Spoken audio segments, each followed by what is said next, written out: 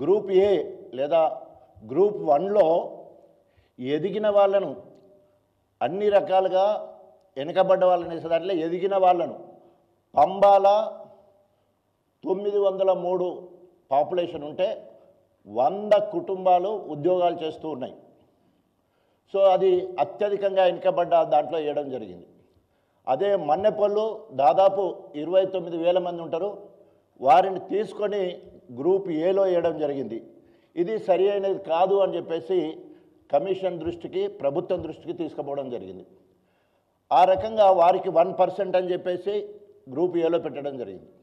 రెండవది group below లేదా group 2లో పెట్టింది ఏంటంటే మధ్యాంతరంగా ఎదిగిన వాళ్ళని చెప్పేసి మాదిగలకు మరి దాదాపు 32,33,000 మంది సింగిల్ మాదిగ క్యాస్ట్ ఉంటే సింగిల్ మాల క్యాస్ట్ 15,17,000 ఉంటే 15 లక్షలకు 5% ఇచ్చినప్పుడు మాదిగలు 32 లక్షలు ఉన్నప్పుడు 11% వరకు రావాలి.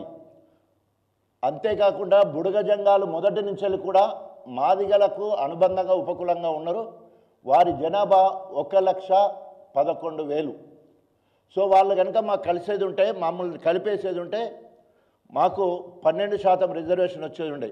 వారిని తీసుకుపోయి అత్యధికంగా వెనుకబడ్డ దాంట్లో మరి బుడగ జంగాలను వేసే కార్యక్రమం చేయడం జరిగింది. అంతేకాకుండా ముఖ్యంగా ఇప్పుడు డక్కులోళ్ళు ఉన్నారు. డక్కులోళ్ళు దాదాపు 2,500 మంది ఉంటే వాళ్ళకొక్కరికి కూడా ఉద్యోగం లేదు. అదే పంబాలలో చూస్తే 100 మందికి ఉద్యోగాలు ఉన్నాయి. వాళ్ళిద్దరిని కలిపి ఒకటే గ్రూప్లో వేసే కార్యక్రమం మనం చూస్తాం.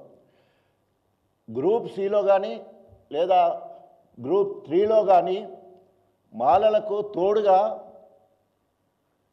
నేత కాని వాళ్ళ కోసము వివేక్ వెంకటస్వామి గారే అన్నారు, అత్యధికంగా వెనుకబడ్డ కులము నేత కాని కులము, వీళ్ళకి అవసరమైతే కార్పొరేషన్ ఏర్పాటు చేయాలని చెప్పాడు. కానీ ఆయన ఎదిగిన సి గ్రూప్లో నేత కాని వాళ్ళు అంటే 1,33,000 మందిని దాంట్లో ఉంచడం వల్ల వారికి 4% వచ్చేది 5%కు పోవడం జరిగింది. మాలలతో కలిపి నేత కాని వాళ్ళు ఉండడం వల్ల వాళ్ళు 5%కి వెళ్ళడం జరిగింది. లేకపోతే మాలలు 4% ఉండే పరిస్థితి ఉండే.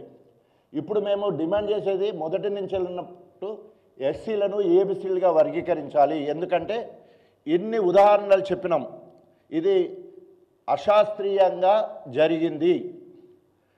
దాన్ని ప్రభుత్వం గుర్తించి మళ్ళీ కమిషన్కి ఇంకొక పునర్పరిశీలించాలని చెప్పేసి మళ్ళీ 4 రోజులు టైం ఇచ్చింది.